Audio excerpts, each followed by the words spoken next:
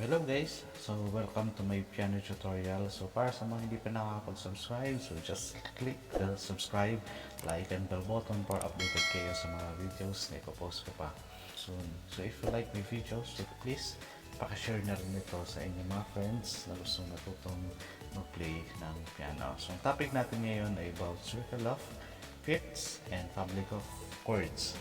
So first, let us discuss the circle of fifths.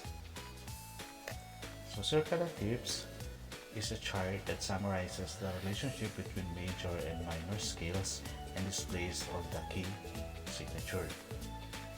So ano ba yung circle of fifths? So ito yung example natin ng circle of fifths.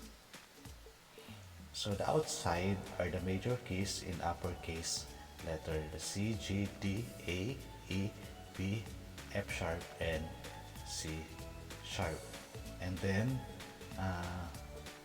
yung minor key naman ay naka lower case, so A minor, E minor, B minor, F sharp minor, C sharp minor, G sharp minor, D sharp minor, F sharp, A sharp minor, F minor, C minor, G minor, and then D minor. So I already discussed the key signature in my previous video.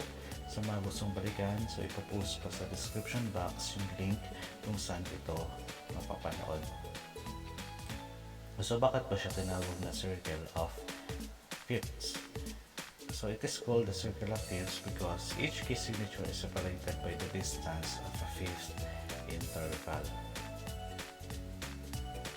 Yeah, so for example, from C to G, this is C to G.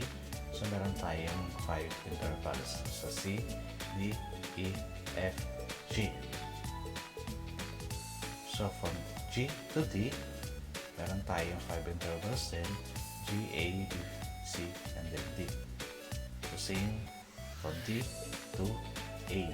So meron tayong D, E, F sharp, G, A.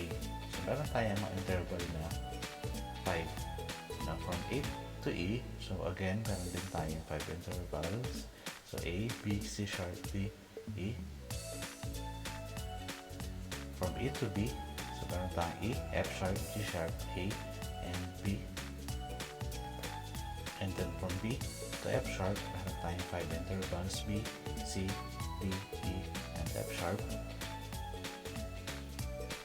From F sharp to C sharp, meron tayong F sharp, G sharp, A sharp, B, and C sharp. So kung nalilito ko kayo, bakit meron siyang mga sharp dito?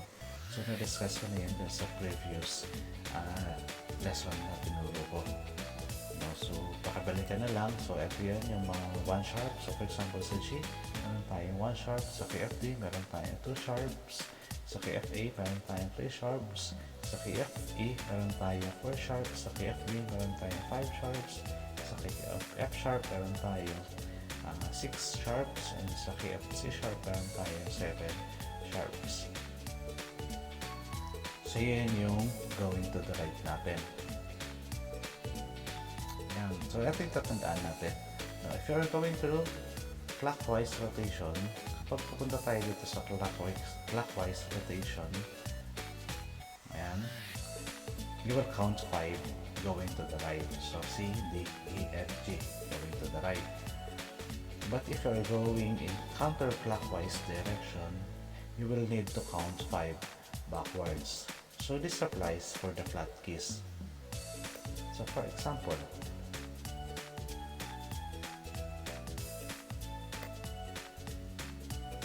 yan. So for example, ang kinukuha natin ay from C to F. Counterclockwise direction. So ibig sabihin magka-count tayo ng 5 backwards. So C, B, A, G, F. Pabalik.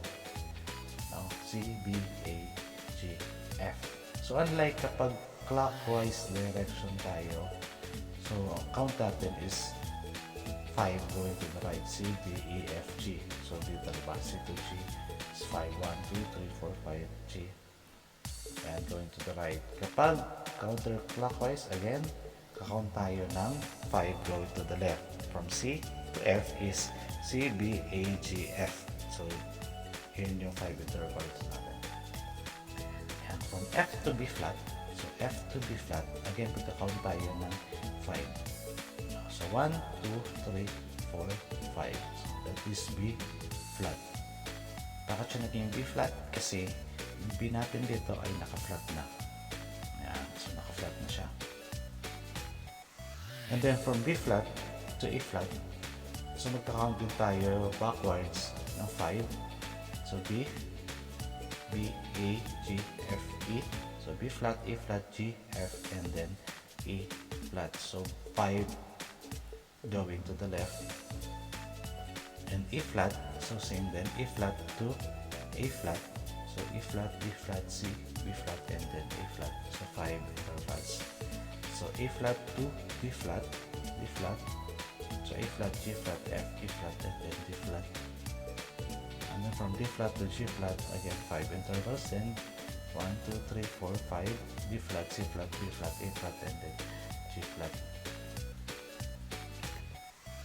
And from the reference of circular fifths, so para naman ito sa relative minor, ito yung tinatawag natin kamag-anak ng major keys. Ni major. Pag kamag-anak ni major, ikaw si minor keys. So for example, ang relative minor ng C is A minor, ang relative minor ng G is E minor, ang relative ng D is B minor, ang relative ng A is F sharp minor, ang relative ni E is C sharp minor, and so on. So ganun lang siya. So example in C, ayan, so makikita natin na from C to A, meron tayong 6 interval. So C, D, E, F, G, A. Yun yung way natin para makuha natin si relative minor kung hindi natin alam si circle of fifth. Ayan, so again 6 siya dun sa scale pang-anin, yun yung relative minor. Pero kung titignan natin si circle of fifths, ayan, again, this is from reference of major key, no? Sa C tayo ng start.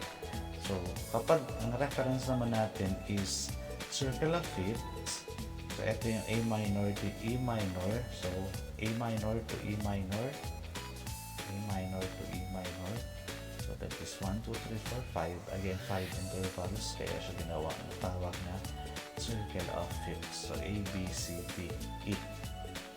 Ayan, so 1, 2, 3, 4, 5. Clockwise, count 5 to the right, then ayan, then E, F, G, A, B. So from E minor to B minor, 1, 2, 3, 4, 5, E minor, F, G, and then A and B minor. So counterclockwise, same lang siya ng sa major key. Now from A minor to D minor, so magka-count lang din tayo ng 5. So that 5 backwards. So 1, 2, 3, 4, 5. So that is A minor, G, F, E, B minor. So another example is from D minor to G minor, D minor to G minor, that is D minor, C, B, A, G minor. So that is 5 intervals. So 5 intervals siya from minor to minor. And then kapag ang reference natin is C major, yung major key, mag-count tayo from C, yung major niya, and then count ka ng 6 para makawa mo sa A minor. Same lang siya sa G to E. So mag-count ka lang ng G, A, B, C, D, E. So that is E minor. D, mag-count ka lang ng 6, D, E, F sharp, G, A, B. So that is B minor. And then so on. So magka-count ka lang kapag ng 6 kapag na-reference mo ay yung major key. Ayan. So how to create chords using circle of fifths diagram. So let us first define chords. So chord is a group of typically 3 or more notes sounded together as a basis of harmony. So let us first discuss the major chords. So major chords are built on the root, note, major third, and perfect fifth. So since we're looking at the circle of fifths, your perfect fifth will be one spot clockwise from your root. So for example, in chord C, say this is chord C, C major, the root of course is C. And then the perfect fifth is G. So ito yung katabi niya. No? So C to G, ang perfect fifth ng chord na C ay G. Ayan. So chord na C, ang root natin is C, ang perfect fifth is G. And then paano makukuha si major third? Si major third, ito yung diagonally down from perfect fifth. So ito yung E, no? So kukunin mo lang yung nasa baba noong perfect fifth. So that is E.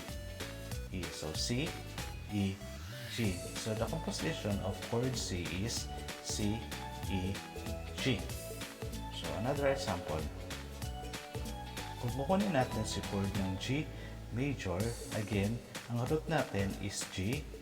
Since yun yung chord na hinahanap natin, G, and then the perfect fifth is yung katabi niya sa circle of fifth. Now, G, ang katabi ni G is D, clockwise rotation. So, ang perfect fifth is D, and then the major third is B. So, since ito yung nasa tabi ng perfect fifth, or nasa baba ng perfect fifth. So, another is chord D. So, D major, so D, ang chord natin, that's the root, and then ang perfect fifth niya is A, and then ang major third niya is F sharp, F sharp. Yan. So ang composition ng chord D is D, F sharp, and then A. And then chord na E, major ay E, root is E, and then ang perfect fifth is B. Ang kanyang major third is G sharp. So sa B ay B ang root, ang major third is D sharp, and the perfect fifth is F sharp. So yun. So hindi natin nilagay si A, no? So A is root, fifth, perfect fifth is E, and then ang third niya is C sharp. C sharp. So yun. So yun yung paano natin ma-identify yung major chords using circle of fifth. So ito yung mga compositions niya.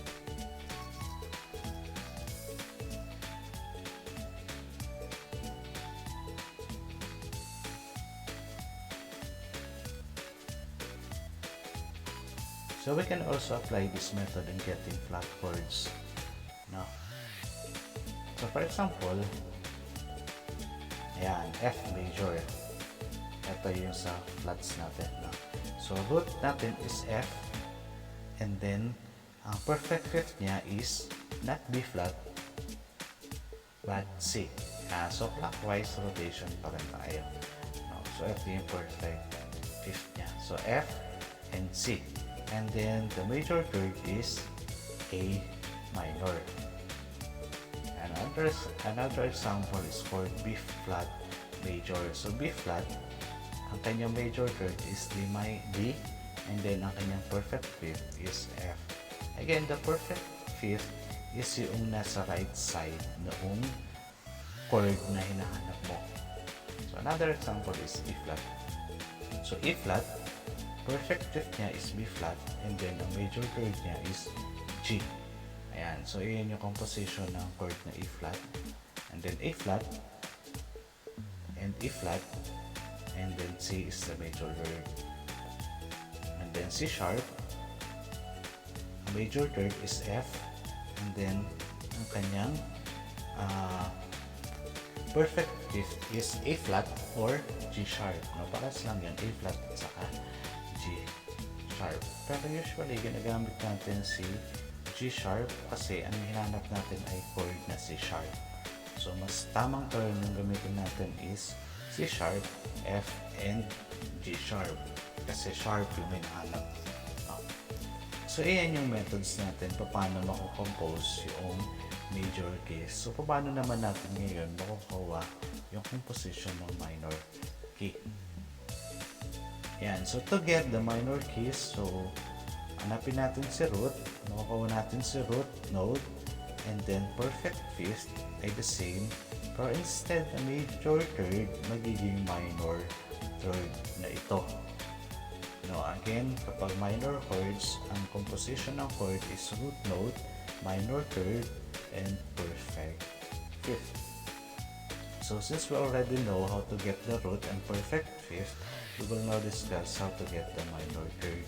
So all you need to do is to go to the opposite side of your root. So for example, in key of C. In key of C, we already know that the root is C. So the perfect fifth is G, and the opposite side of C is D sharp or E flat. So for example, this is C. So ayan, sundan nyo lang yung laser. So C, and then ang perfect fifth niya is G, and then ang nasa opposite ng C ay ano to?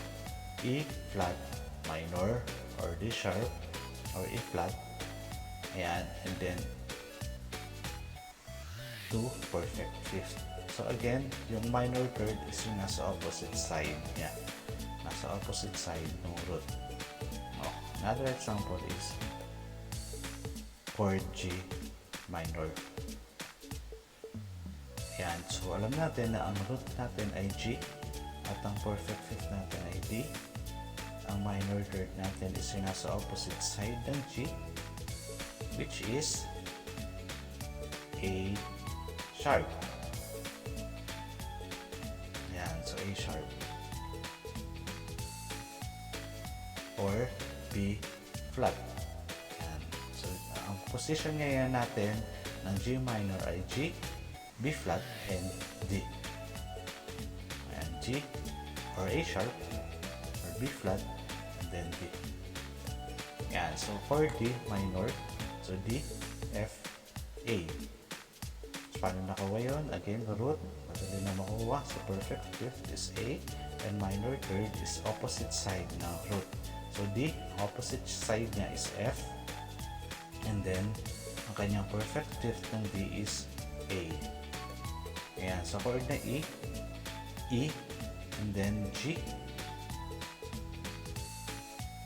Ang kanyang opposite side, ayan, so E, opposite is G, and then ang kanyang perfect fifth is B. Yan, sa chord B naman, B, D, F sharp.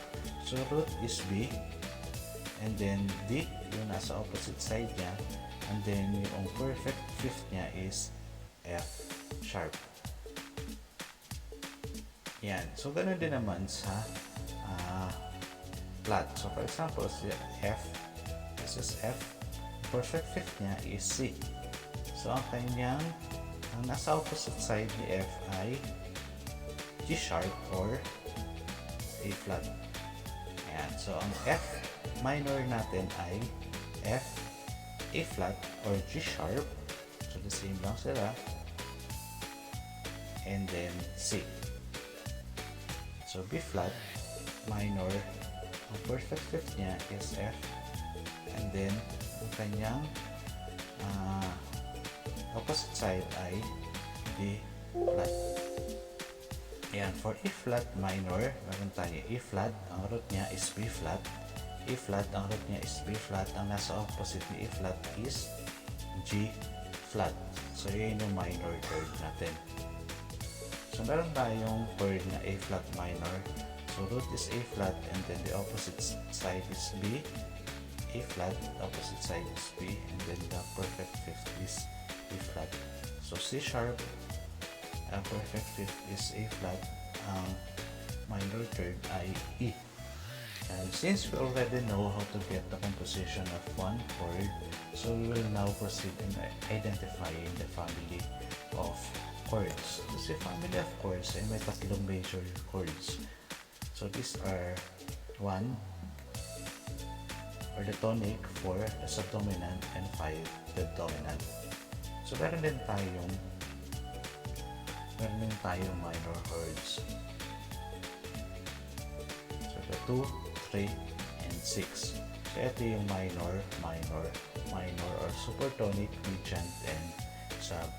median. And then meron tayo yung isa na diminish or yung leading tone na tinatawag natin. Or ito yung pang-pito na note natin. So for example, in key of C, so this is our scale in C major. Diba? So ang scale natin sa C major ay C, D, E, F, G, A, B, C. Again, kung hindi nyo pa na balikan yung scale, so kailangan nyo balikan yun kasi kailangan nyo maintindihan kung paano nabubuo yung scale natin para malaman natin yung family of chords. Since C or 1 is major, 4 is major, 5 is major, sa family chords, ang C natin ay major, ang F natin ay major, ang G natin ay major. And then, ang 2, 3, 6 natin ay minor. So, ito ay magiging D minor, E minor, and then A minor. And then, 7 is diminish. So, ito yung symbol natin sa diminish. Para siyang exponent na 0. So, diminish chord natin or yung leading tone na tinatawag. So, ganun lang. So, sulat nyo muna yung scale and then sa kanya ilagay kung major ba siya or minor. For example, eto. So, ang scale natin sa D is D, E, F sharp, G, A, B, C sharp, and then D. So, since 1, 4, 5 is major, so understood na ang family of chords ng D ay D major, G major, A major, and then apply nyo si minor, which is E minor, F sharp minor, and then B minor. And then diminish C sharp. So C sharp or yung 7 note ng scale ng D is C sharp diminish. So again, the steps in getting the family chords are simply writing down the scale, then apply the major, minor, and diminish chord. Since you already know the scales, it is now easy for you to familiarize the family of chords for each signatures. Now, so yan, i-apply lang ninyo yan sa lahat ng scales. So again, 1, 4, 5 is major, 2, 3, 6 is minor, and then 7 is diminish. So again, thank you for listening. So please don't forget to like and subscribe.